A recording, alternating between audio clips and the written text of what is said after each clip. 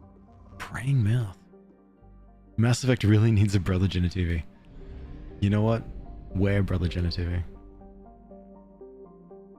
That's not what I said.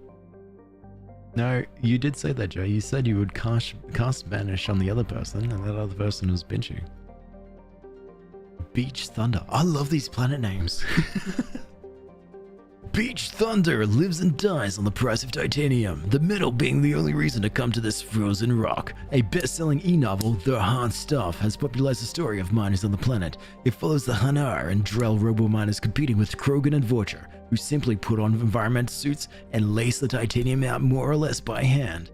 As the novel's promotional screed says, accidents are frequent, rivalry is fierce, and vengeance is served up fast. Beach Thunder.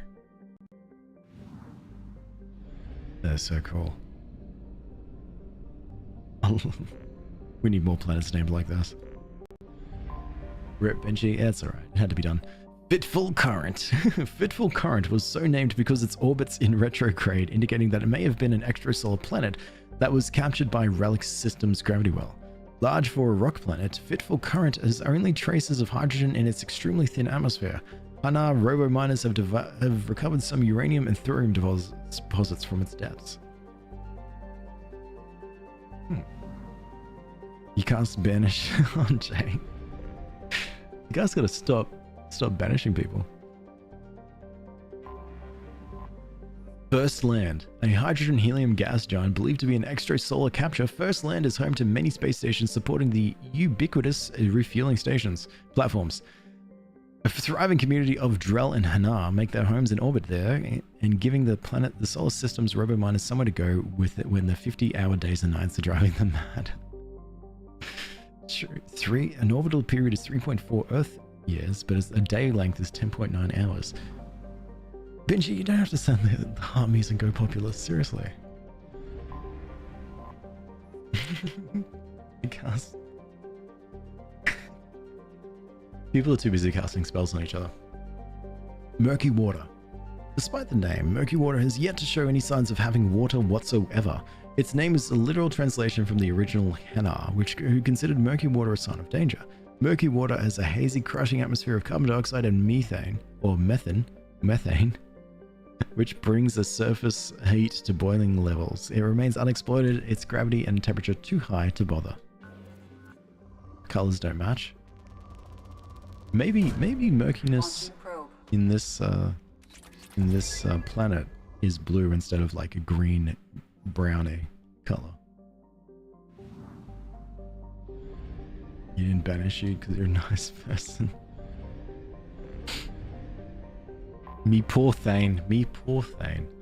Island Wind. A large hydrogen-nitrogen gas giant, Island Wind is named for its sweet-smelling land breezes that come off of the archipelagos of Kaji in the evening.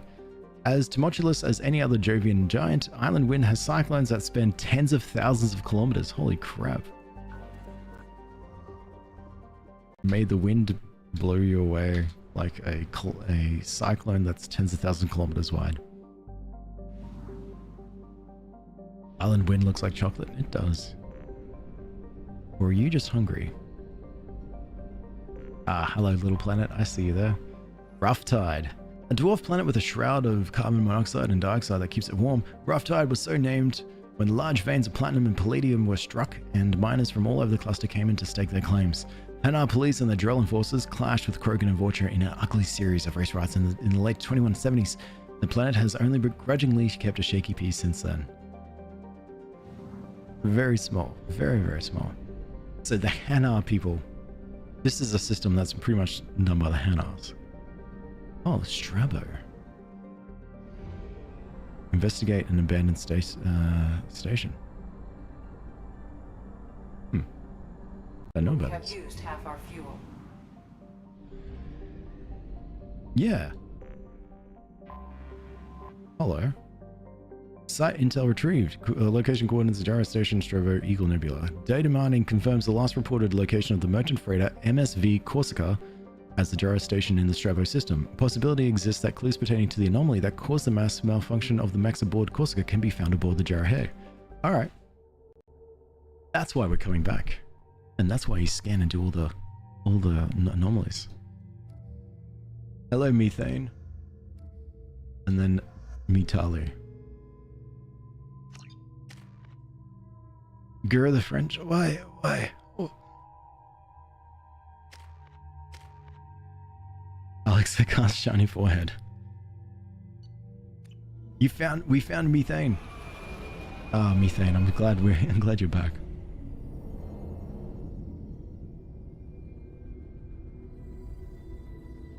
There's a lot of sleeping people.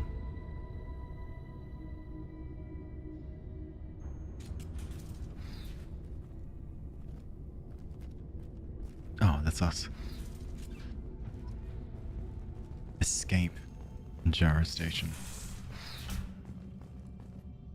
Dr. Garwind, at my suggestion, we have cut power to all systems, save critical life support, in hopes that disabling these systems will deny the VI the resources she needs to kill us. This is a temporary solution. We cannot last this out on our own.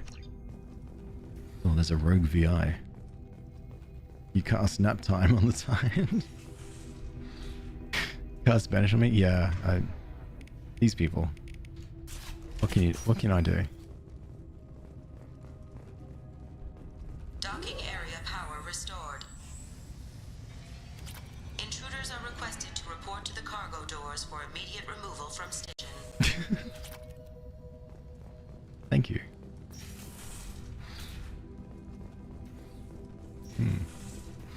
They clearly had a spaghetti meatball fight before taking a nap. Yeah, that's what it is. Detected.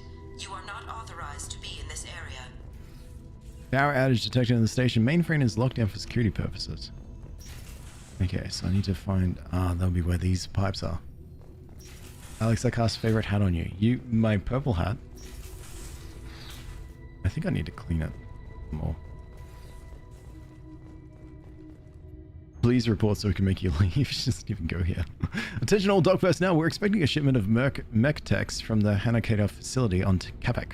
Make sure the VI knows to accept a docking request from the freighter MSV Corsica. So that's right before anything like that. I like that hat. Put it on head.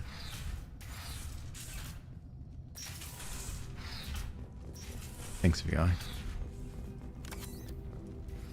I thought about it, but I can't. I've run out of time.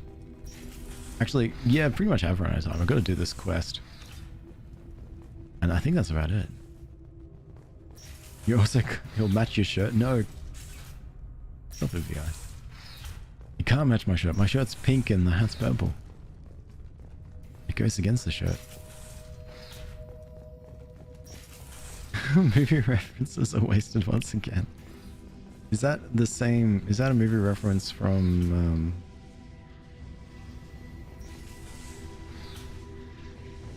Plasma venting in progress.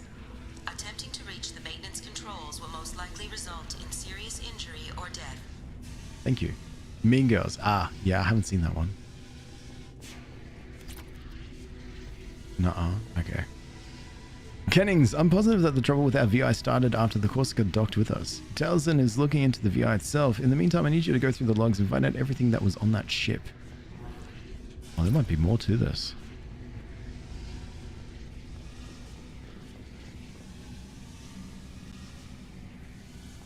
Ow.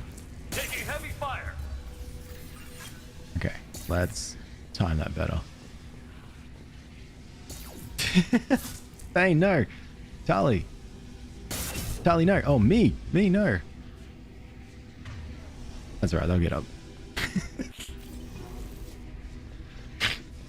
All attempts to decontaminate station have failed. Require more power to escalate defenses. Methane, no. Jumbling methane just did that. Area power restored. What travesty is pop culture? I know. I think at this stage it's just too late for me to watch it. It's just too late. It's just going to have to stay forever unwatched. Attention all personnel. A hostile presence has been detected. Please do not interfere with defense procedures. What personnel is there anymore?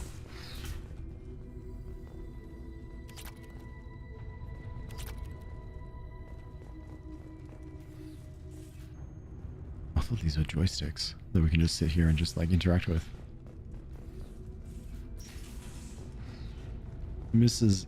Alex needs to sit down for a movie night. Power restored. Beam engaged. Testing area has been locked down according to protocol M29-2.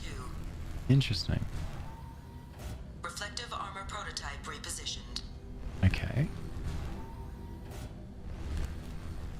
And then if I do 3, and Reflective armor prototype repositioned. then 4, and move 3, Reflective armor prototype repositioned. move 3 again. Reflective armor prototype repositioned. Maybe 3 isn't the one. Maybe it's 2 that's the problem. Ooh. Reflective armor prototype repositioned.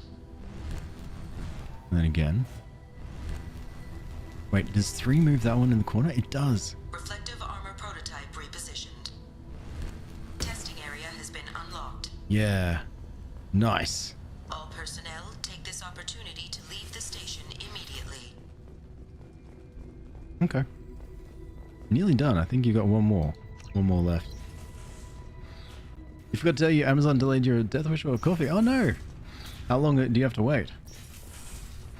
In his time zone, which is wrong, he said it was Thursday. Yeah. Is Big Dog a fan of Mean Girls? I'm not too sure that's a conversation that's come up here before.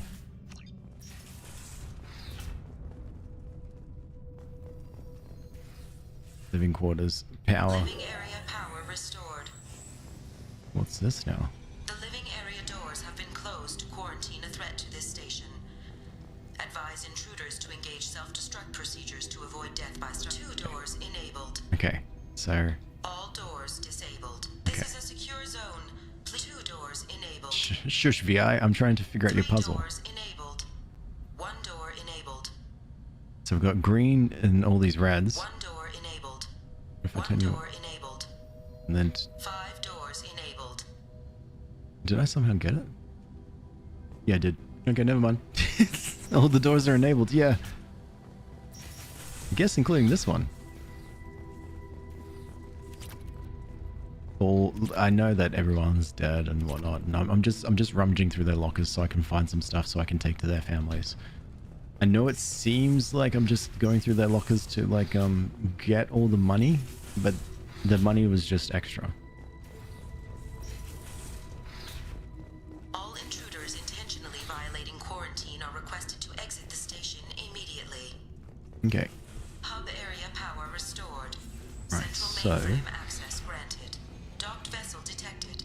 Attempting to upload central programming into docked vessel's mainframe. I doubt that you can do that. Edie will stop that in its tracks. Intruder detected. You are not authorized to be in this area. This is a secure zone. Please leave this station immediately. I regret to inform you that all attempts to defend the station have failed. Shutting down security protocols.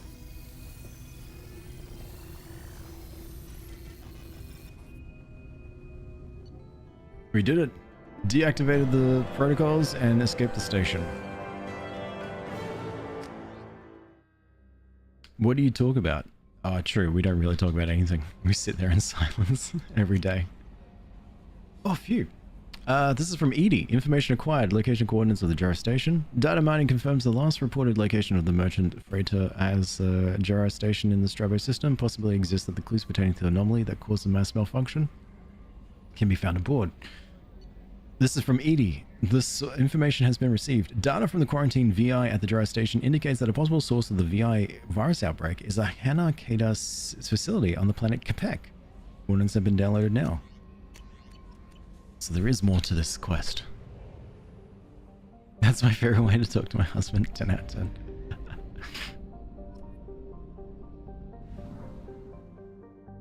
You know, it's just how it is. So the source of the virus could be from a different system, and I'm pretty sure Kadak we've visited on this stream. Pretty sure. Could be wrong. Wow. Oh, it's supposed to come in today, but you're supposed to get it on Monday? Oh, they're not doing it on the weekend? Disable the infected production line. Yeah, let's go there. American.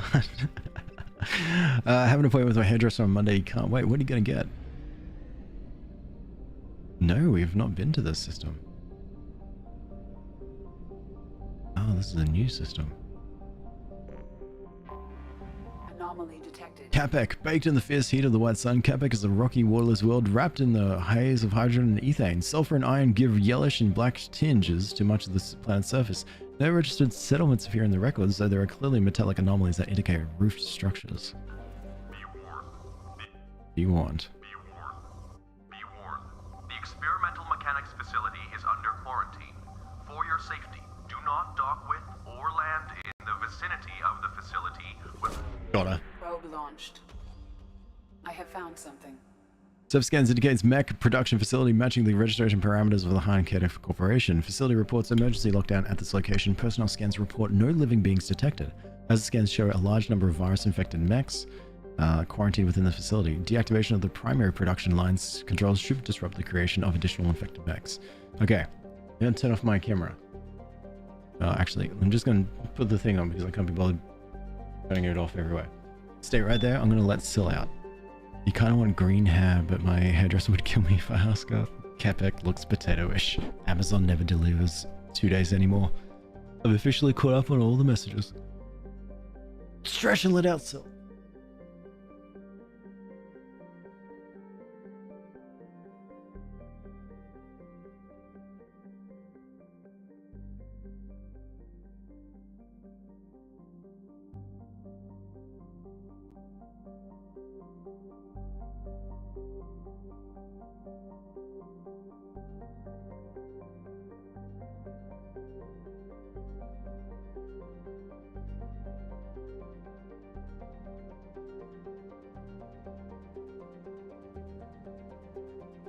She's not leaving.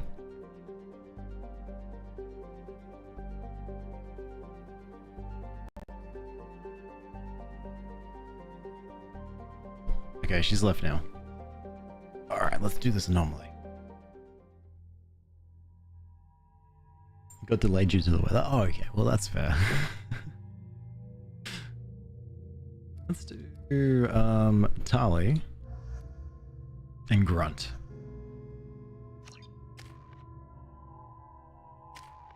Oh, can you see the bean? If she comes back, she's been really chill today. So I usually show her when she's like, oh, I want attention, blah blah blah, rah rah rah. But she's been like really relaxed and chill and sleeping most of the time. So yeah, no bean.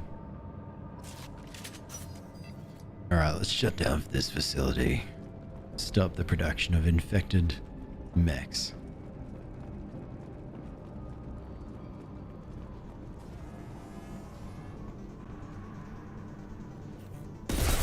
Hello, Robo-Dog. Hostile mech. Hello, Robo. Fenris Max. Go for the optics. Go for the optics. Alright, Tali. Tali's taking this very seriously. What you doing in there? You digging? What are you digging for? No, I'm just digging.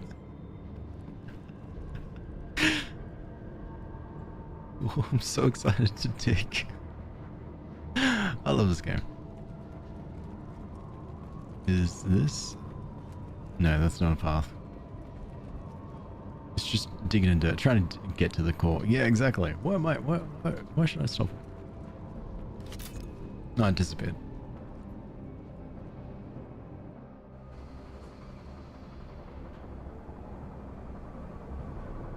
Hi. Medkit. Computer. Hi. Attention. All personnel. Our new circuit board supplier has issued an immediate recall on the MX75552524A obedience processor, which has been found to cause systemic breakdown on associated components. We've begun to search for a new supplier. In the meantime, discontinue use of MX7552-4A until further notice. Dr. Rochelle. Gianna, just FYI, we lost contact with the MSV Corsica after you expressed concern. I checked the logs and indeed the mechs and parts they picked up contained the recalled OPUs. We know the Corsica was headed for the Jura station in the starboat system, but we can't seem to contact them. I hope they're all okay. I think we've done all we can at this point. Yeah, we tried. Dear Dr. Telerasan, I'm getting reports of mechs coming off our production lines and assaulting workers. Some of them seem to be self-destructing at random. Even units not initially installed with a faulty OPU are showing signs of viral infection. We're looking at a potentially facility-wide catastrophe. Catastrophe. Yeah. We're containing this as best we can, and we can't keep this suppressed much longer. When Dr. Rochelle learns about this, heads will roll. Mine will not be one of them.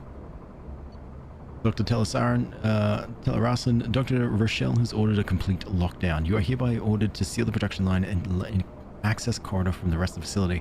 I realize that doing this will seal me and any workers who remain inside with the malfunctioning mechs. This does not affect your orders. It's been an honor to work with you.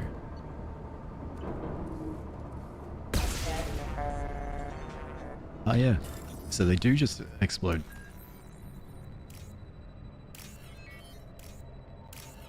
You.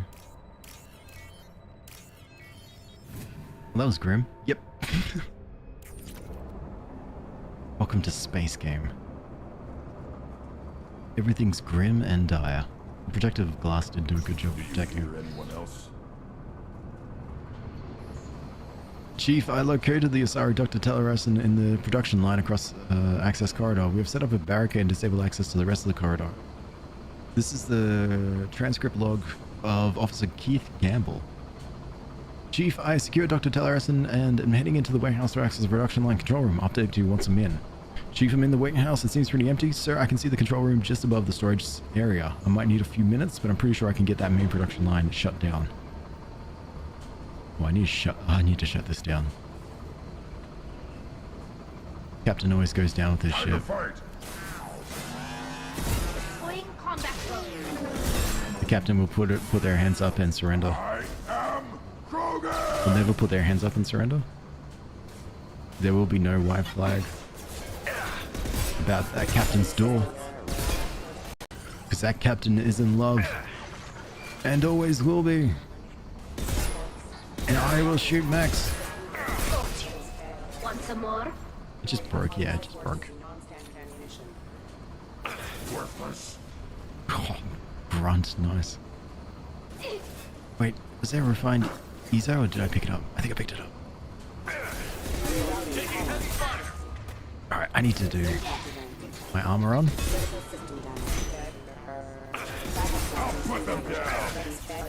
Nice grunt. Oh, they are exploding once they get destroyed. Wow. Some of them are.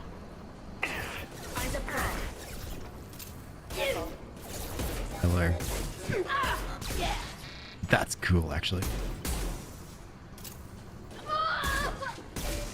Tally, you okay? Hey, Grant, is Tally alright? I guess not. Grant, you're trying to shoot the mechs through, oh, there's Tally. Yeah, Tally was not okay. You're trying to shoot the mechs through, like, containers. It's not good.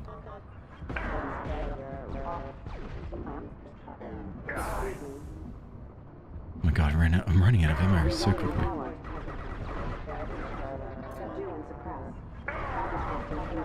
Jesus Christ. So many mechs, right? Kai, there was a mission before this at the start of this where you had to run through so many mechs. And you couldn't stay and just like try and fight them off because, oh my god, so many. Because they would just keep spawning. So like now, you know. Oh my god. I can't get past them. Okay, let's see if I can do something here. Mass overload.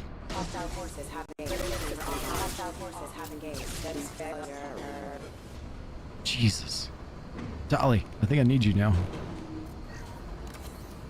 He's doing a great job. Yeah, Grunt's carrying the team.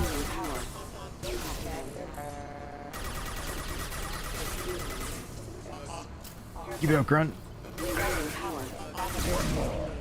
Is Tally back? Tally's back. I started Mass Effect 1 a few days ago, gonna replay through the whole series again. Good! I'm glad. I'm running out of bullets.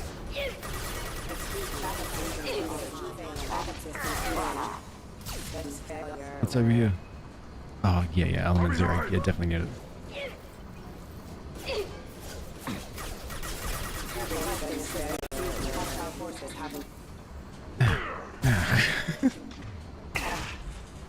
Worth it.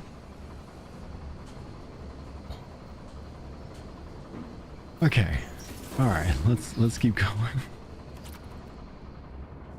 I've got 19 bullets of this, and then I've got my big grenade launcher, and that's it. They're like angry ants swarming everywhere, exactly. Oh yes, shut down the production. Green, that one, and whichever one is orange text, there.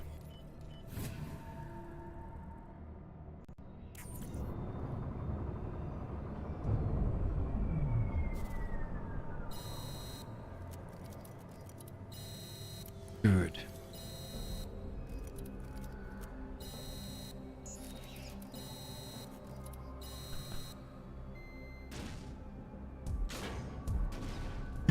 The sad one that was crawling.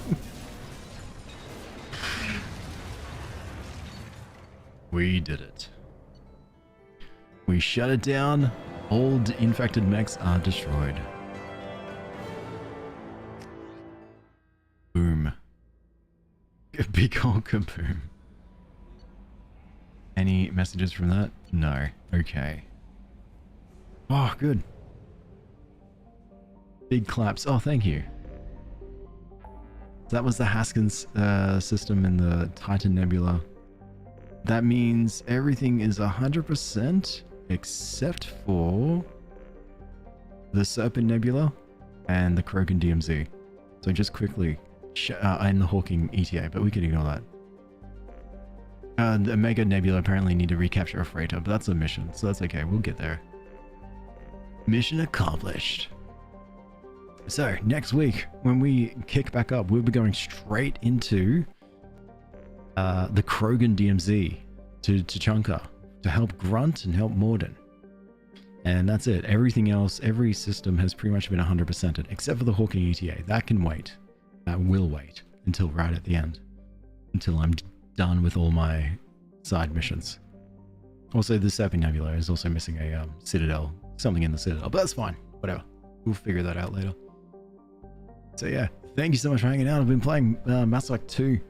It was just a chill stream of just exploring and reading out planets and stuff. Any new system or new planet we discover from here, which we will in the Krogan DMZ, and then of course we will in Hawking ETA when we eventually get there. Well, I'll read out the planets and we'll have go through the lore. But that's the final probe stream that we did. I think that was two. You've received a new message at your private terminal. Kelly, if I open up and there's no messages here. Kelly, you're the worst. Anyway, I think we're good on upgrades too. There is one upgrade that we still haven't found, but we can afford it. So yeah, that was I think 3 probe streams / explore streams. Yeah, so thank you so much. Leave Kelly alone. Kelly keeps telling me I have emails, but there's no emails. It's the worst prank ever. Peace out, love your shirt. Oh, thank you. Never worn that color before. I like this shirt. It's a nice one. I pop it on every now and then. I usually wear black, but it's a good one. All right. I had her saying you received a new message at your private terminal as your text tone before. That is so cool, actually. That's great. She checks them for you and then lies. Anyway, I gotta go. See you, everyone. Thank you so much for hanging out, and see you when I next see you, which would probably be same time tomorrow, or not. That's fine. Anytime, whenever you want. But hang out. You don't have to. It's not forced. You're not forced to be here. Some people are, not you. All right. Yep. All right. Bye.